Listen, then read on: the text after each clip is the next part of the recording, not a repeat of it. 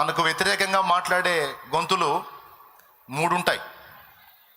ఒకటి సాతాను స్వరం, వాడెప్పుడు మనల్ని దిగజార్చే మాటలే మనకి వినిపిస్తూ ఉంటాడు. రెండవది మానవ స్వరం, అంటే మనుషులు వాళ్ళ అనుభవాలను బట్టి వాళ్ళు ఏదో సోది చెప్తూ ఉంటారు. సాతానేమో మనల్ని కృంగదీయటానికి వాడు సోది వాడు చెప్తాడు. మనుషులు కూడా వాళ్ళ అనుభవాలను బట్టి వాళ్ళ సోది ఏదో వాళ్ళు చెప్తారు. ఇది ఎట్లా జరిగింది, అది ఎట్లా జరిగింది, ఇది సాధ్యం కాదు, అది సాధ్యం కాదని. మేము కూడా ట్రై చేసాం, కుదరలేదు, వల్ల కాలేదని వాళ్ళ సోది వాళ్ళు చెప్తారు. ఈ రెండు సోదులు అటు పక్కన పెడితే మనలో నుంచి ఒక సోది మొదలుపెట్టి మనకిన పడుతుంటుంది. ఇది మన సోది అన్నమాట. అంటే తెలుసా మీకు, మన మనసే మనకు చెప్తుంటుంది ఇది ఎలా జరిగిద్ది, అది ఎలా జరిగిద్ది, ఇది సాధ్యం కాదు కదా, ఇది కష్టం కదా. ఇది ఒక సోది. మొత్తం 3 సోదులు. ఫస్ట్ సోది ఎవరిది? సైతానుగాడి సోది. మన విశ్వాసాన్ని దిగజార్చడానికి, కృంగదీయటానికి, నిరాశపరచడానికి వాడు గళాన్ని ఎప్పుడు వాడతాడు వాడు. రెండవది మనుషులు. కొంతమంది ఉంటారు, వాళ్ళతో అరగంట గడిపామంటే చాలు నరాల వీక్నెస్ వచ్చింది మనకి. ఎంత విశ్వాసంగా ఉండి కూడా ఛార్జింగ్ మొత్తం దించేస్తారు వాళ్ళు. మంచి పనులు, శల్య సారథ్యం అంటారు. శల్యుడు లాంటి వాళ్ళు ఉంటారన్నమాట. రథం ఎక్కిన దగ్గర నుంచి శల్యుడికి ఒకటే పని, కర్ణుడికి విరోధంగా మాట్లాడటం. మళ్ళీ కర్ణుడి రథసారథి. అతడు రథం నడిపేదేమో కర్ణుడిది, అతని మాటలన్నీ కర్ణుడికి వ్యతిరేకంగా మాట్లాడుతుంటాడు. నువ్వు నీ అవతారం, నువ్వు వాళ్ళని ఎదిరించి గెలవాలనే వాటి భ్రమ అనుకుంటా నడుపుతుంటాడు. ఇట్లాంటి వాడిని ముందు పెట్టుకొని మనం యుద్ధం చేయాలంటే ఏం చేస్తాం? కొంతమంది మనుషులు కూడా అట్లాంటి వాళ్ళే ఉంటారు. అది నీ కుటుంబస్తులు కావచ్చు, నీకు సమీపస్తులు కావచ్చు, సేవకుడా నీ విశ్వాసులు కావచ్చు, పరిచారకులు కావచ్చు. ఈ నరాల వీక్నెస్ తెప్పిస్తూ ఉంటారు. ఈ పనికి మనం పూనుకుందామంటే వెనక్కి లాగుతూ ఉంటారు, ఈ చేద్దామంటే వెనక్కి లాగుతూ ఉంటారు. ఇది ఒక సెల్యూటి టైప్ అన్నమాట. మానవ స్వరం. మనం ఒకటి గుర్తుపెట్టుకోవాలి, దేవుడు మనతో మాట్లాడా లేదన్నది స్పష్టపరచుకోవాలి. ఆ మాటని మనం డిసైడ్ చేసుకున్న తర్వాత, దేవుడు ఫలానా విషయంలో నాతో స్పష్టంగా మాట్లాడాడు, అందుకు తిరుగులేదు. నాకు ఒక నిరూపణ కాదు, నేను 2-3 నిరూపణలు దేవుడిని అడిగాను. 2-3 నిరూపణలలో నాకు దేవుడు స్పష్టంగా మాట్లాడాడు కాబట్టి నేను దేవుని మాటనే పట్టుకుంటాను. దానికి భిన్నంగా ఏ విధమైన స్వరం నాకు వినపడినా నేను లెక్క చేయను అనే తీర్మానం నాడు అబ్రహాం కలిగి ఉన్నాడు. ఈరోజు మనం కూడా కలిగి ఉండాలనే గ్రంథములో ఆ స్టోరీ రాయించాడు దేవుడు. అది ఏ పరిస్థితి అయినా కావచ్చు. సేవకుడైతే వాని సేవకు సంబంధించిందే పెద్ద సమస్య తనకి. సేవకుడికి వేరే సమస్యలు ఏముండవు. ఇక ఎలాంటి ఒత్తిడిైనా ఫేస్ చేయగలుగుతాడు. తన మైండ్ అంతా సేవ, పరిచర్య, ఆత్మల రక్షణ, పరిచర్య గ్రోత్ అవ్వాలి, అనేక జీవితాలు కట్టబడాలి, అనేక ఆత్మలు రక్షించబడాలి, అనేక ప్రాంతాలకు నేను పరిచర్యలో విస్తరించాలి, అనేక జీవితాలను వెలిగించాలనే సేవకుడి తపన. వాళ్ళ భారం వాళ్ళది, విశ్వాసుల భారం విశ్వాసులది, ఎవరు తిప్పలు వాళ్ళయి. నేను చెప్తున్నా, ఎవరికైనా దేవుడు సంబంధిత విషయాన్ని గురించి ఏం మాట్లాడాడో దాన్ని మనం రూఢిపరుచుకున్న తర్వాత మనకు వినబడే 3 స్వరాలని మనం లెక్క చేయాల్సిన అవసరం లేదు. మొట్టమొదటిది సైతాను స్వరం, రెండవది మానవ స్వరం, మూడవది మన మనస్సు యొక్క స్వరం. మన మనస్సు కూడా మనల్ని కృంగతీస్తుంది. తెలుసా మీకు? ఆ 2 స్వరాలు విన్నప్పుడు మనసు మనతో మాట్లాడుతూ ఉంటుంది. అబ్రహాము కూడా ఈ శోధన ఎదురైంది. కానీ అబ్రహాము నిరీక్షణకు ఆధారం లేనప్పుడు దేవుని నమ్మాడట. ఏమాత్రం ఛాన్స్ లేదు, కానీ దేవుణ్ణి గట్టిగా నమ్మాడు. ఆ తర్వాత కింద చదివితే ఉంది చూడండి, తాను అనేక జనములకు తండ్రి అగునట్లు నిరీక్షణకు ఆధారము లేనప్పుడు అతడు నిరీక్షణ కలిగి నమ్మాను. మరియు అతడు విశ్వాసమందు బలహీనుడు కాక. నువ్వు శారీరకంగా బలహీనుడు కావచ్చు, ఆర్థికంగా నువ్వు బలహీనుడు కావచ్చు, శారీరకంగా నువ్వు బలహీనుడు కావచ్చు, బంధు జనావళి నిన్ను వదిలిపెట్టి నిన్ను బలహీనుడిని చేసి ఉండొచ్చు, ఏ పరిస్థితిలోనైనా నీవు బలహీనుడు అయి ఉండొచ్చు. కానీ ఒక్క విషయంలో మాత్రం నీవు బలహీనుడు కాకుండా చూసుకోవాలి. అదేమిటంటే విశ్వాసం. అర్థమైందా? పిల్లల్ని కనడానికి వారు శరీరరీత్యా బలహీనులే కానీ దేవుని విశ్వసించే విషయంలో మాత్రం వాళ్ళు బలవంతులై ఉన్నారు. స్తోత్రం చెప్పు దేవుని గట్టిగా. దేవుని విశ్వసించే విషయంలో వారు బలవంతులై ఉన్నారు. చూడండి,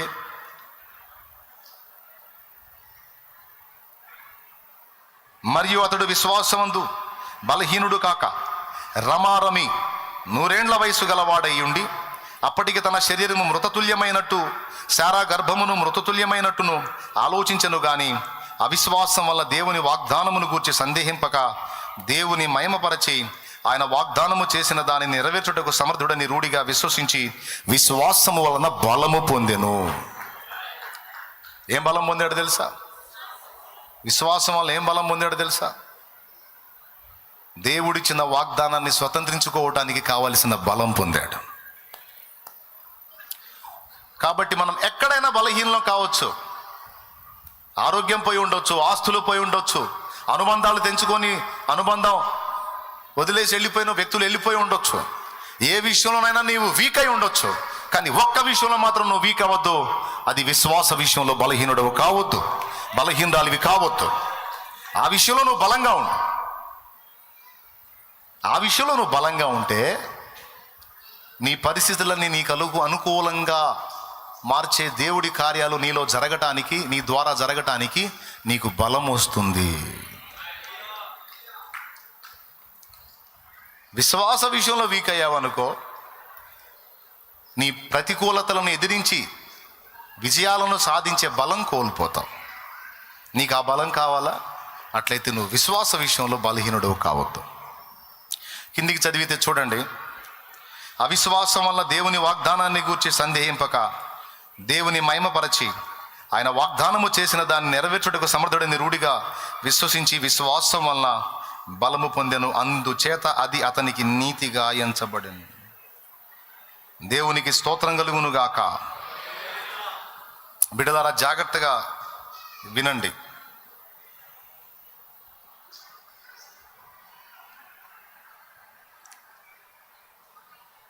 విశ్వాసం వలన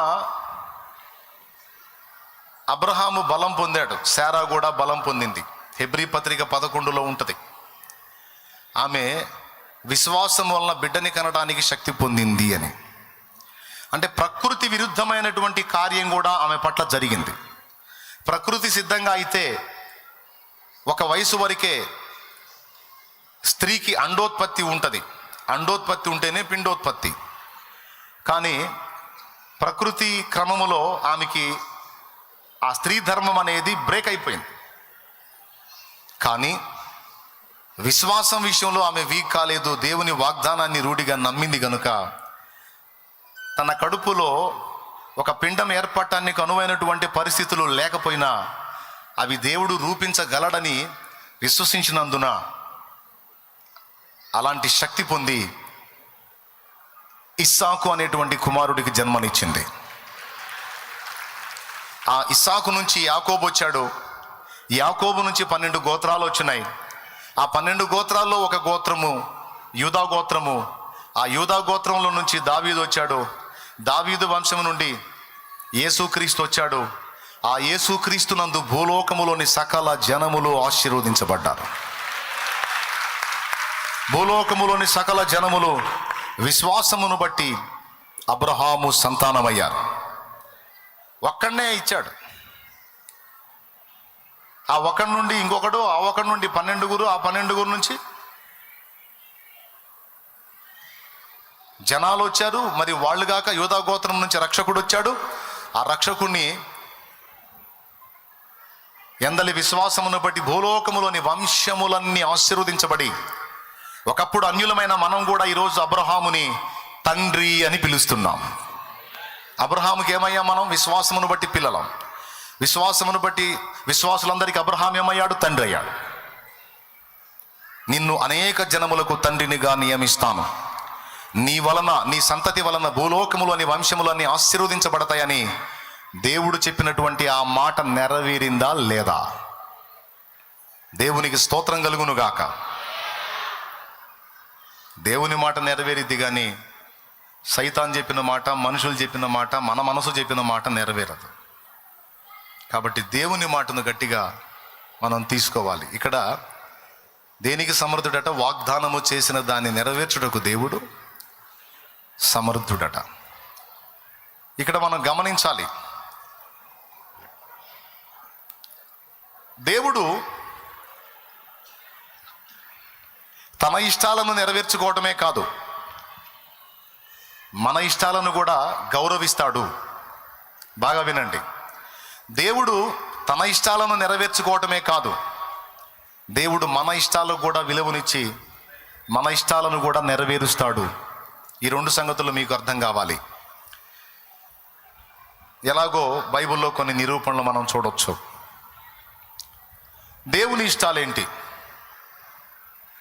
దేవుని ఇష్టాలు ఉదాహరణకి, మీరు సర్వలోకమునకు వెళ్ళి సర్వ సృష్టికి సువార్తను చెప్పండి, ఇది నా ఆజ్ఞ, మీరు వెళ్ళి చెప్పాలి. ఇది నా చిత్తము, నా ఇష్టము, దీన్ని మీరు నెరవేర్చాలి.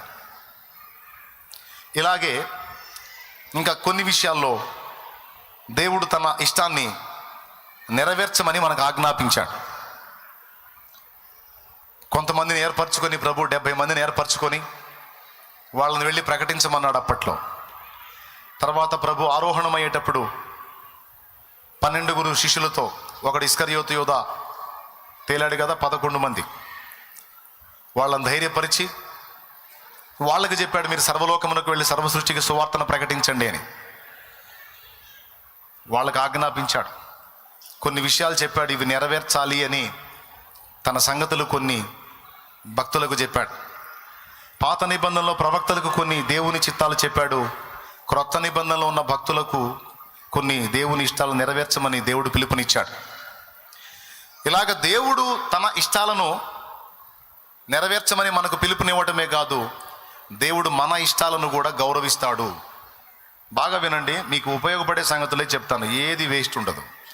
దేవునికి స్తోత్రం, హల్లెలూయా. ఇక మన ఇష్టాల సంగతికి వచ్చేటప్పటికి బైబిల్ గ్రంథంలో మనం చూడవచ్చు, భక్తులు కోరిన కొన్ని కోరికలను దేవుడు సంతోషంగా తీర్చినట్టు మనం చూస్తాం. ఉదాహరణకి, నీవు ఆ పర్వతం దగ్గరికి వెళ్ళు అని లోతుకు చెప్పాడు. లోతు అన్నాడు, నేను అక్కడికి వెళ్ళలేను, ఈ ఊరు చిన్నది, దాన్ని మాత్రం ఉండని, నేను అందులో బతుకుతానన్నాడు. వాస్తవంగా నాశనం చేయబడవలసినటువంటి ప్రాంతాల్లో సోయరు అనే ఆ ప్రాంతం కూడా ఉంది, కానీ దేవుడు దాన్ని నాశనం చేయలేదు, లోతు కోసం దాన్ని వదిలేశాడు. తీర్పు దాని మీదకి రావలసి ఉండగా తన దాసుని కోసం అతని కోరికను తీర్చడానికి నాశనపురం కావలసినటువంటి, నాశనమైపోవలసినటువంటి ఆ పట్టణాన్ని దేవుడు బ్రతకనిచ్చాడు, ఆ చిన్న ఊరిని బ్రతకనిచ్చాడు.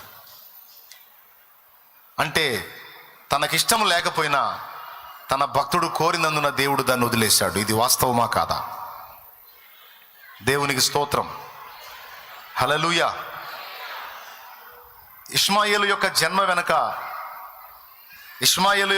వెనక దేవునికి బాధ కలిగించాడు అబ్రహాం. దాదాపు కొన్ని సంవత్సరాలు అబ్రహాం చేసిన పనికి అబ్రహాంతో దేవుడు మాట్లాడలేదు. అయినా సరే ఇష్మాయేలుని గురించి అబ్రహాం వేడుకున్నప్పుడు, నువ్వు బాధపడొద్దు, నీ నిమిత్తము నేను ఇష్మాయేలును బ్రతకనిస్తాను, వానిని కూడా నేను ఆశీర్వదిస్తాను, నిన్ను బట్టి వాని నుండి అనేక జనములు వచ్చేటట్టు చేస్తాను, రాజులు వస్తారని అబ్రహామును బట్టి, అబ్రహాము కోరిన కోరికను బట్టి ఇష్మాయేలును బ్రతకనిచ్చాడు, వానికి కూడా సంతానోత్పత్తిని జరగనిచ్చాడు. ఈరోజు రెండవ జనాభాగా ప్రపంచవ్యాప్తంగా ఉన్న, మొదటి జనాభా క్రైస్తవులైతే రెండవ జనాభాగా ఉన్న జనాభా వాళ్లే. అబ్రహాము కోరిక తీర్చాడు. అలాగే క్రొత్త నిబంధనలో కూడా మనం చూడొచ్చు. క్రొత్త నిబంధనలో కూడా చాలామంది వాళ్ళ ఇష్టాలు అడిగారు. అడిగిన ప్రకారం దేవుడు వాళ్ళ ఇష్టాలను తీర్చాడు. ఎలా తీర్చాడో మీకు తెలుసు, చెప్పాలా? అవసరం లేదు.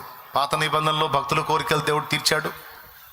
క్రొత్త నిబంధనలో కూడా భక్తుల కోరికలు దేవుడు వాళ్ళ ఇష్టాలను నెరవేర్చాడు.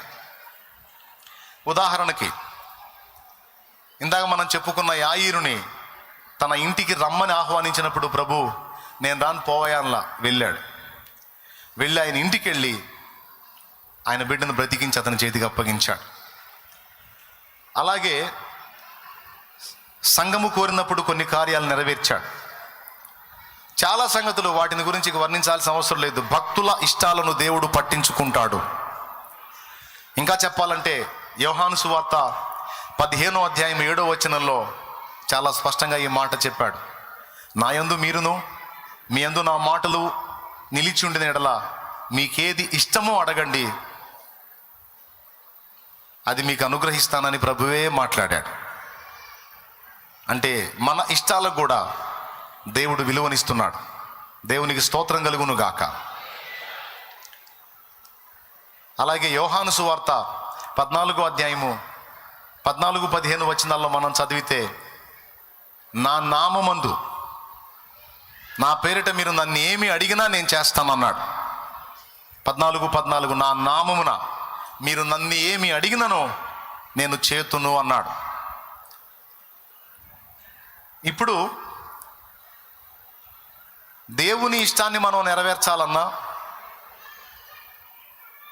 మన ఇష్టాన్ని దేవుడు నెరవేర్చాలన్నా దేవుడే కార్యం చేయాలి, దేవుడే కదలాలి.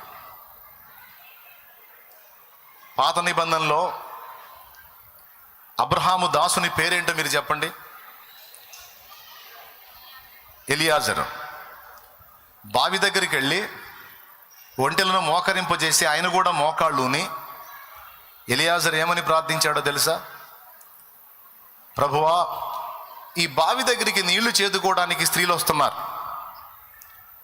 నేను అలా వచ్చినటువంటి స్త్రీలను ఒక మాట అడుగుతాను. ఏమని అడుగుతానంటే, తాగటానికి నీళ్లు పోయమ్మా అని అడుగుతా. అప్పుడు ఎవరైతే నీకును ఒంటెలకు కూడా నీళ్లు పోస్తాను అంటారో, ఆమె నీ దాసుడైన ఇస్సాకునకు నీవు సిద్ధపరిచిన భార్య అని నేను రూఢి చేసుకుంటాను, ఈ విషయంలో నాకు సహాయం చేయవయ్యా అని అడిగాడు. ఇక్కడ ఈ అభిప్రాయము దేవునిదా ఎలియాజరుదా? ఈ కోరిక దేవునిదా ఎలియాజరుదా? రైట్. దేవుడు నెరవేర్చాడా లేదా? ఇంకా 10 మంది రాలేదు. రావటం డైరెక్ట్గా రిబ్కమ్మే వచ్చింది. ఆమెనే అడిగాడు, నీళ్లు పోసింది, ఒంటెలు కూడా పోసింది, అక్కడే గోల్డ్ ఇచ్చేశాడు, డిసైడ్ అయిపోయింది. అంటే దీన్ని బట్టి మనకు అర్థమవుతున్నది ఏంటంటే, భక్తుల యొక్క అభిష్టాలని, భక్తుల యొక్క ఆశలని దేవుడు నెరవేర్చుటకు ఇష్టపడుతున్నాడు. అంటే దాని అర్థం ఏందో తెలుసా? మేమేదో అడుగుతాం కానీ మా పిచ్చితో మేమేం అడిగినా ఏం జరగో, నువ్వేమనుకున్నావు అయ్యే జరుగుతాయని అర్థం. నిజమేనా? అంటే భక్తుల ఇష్టాలతో దేవుడికి పని లేదా? భక్తుల కోరికలతో దేవునికి పని లేదా? మీరు తెలుసుకోవాలి, దేవుడి ఇష్టాలే కాదు, తన బిడ్డల ఇష్టాలను కూడా వెతికి దేవుడు తీరుస్తాడు. నిజంగా తీరుస్తాడు.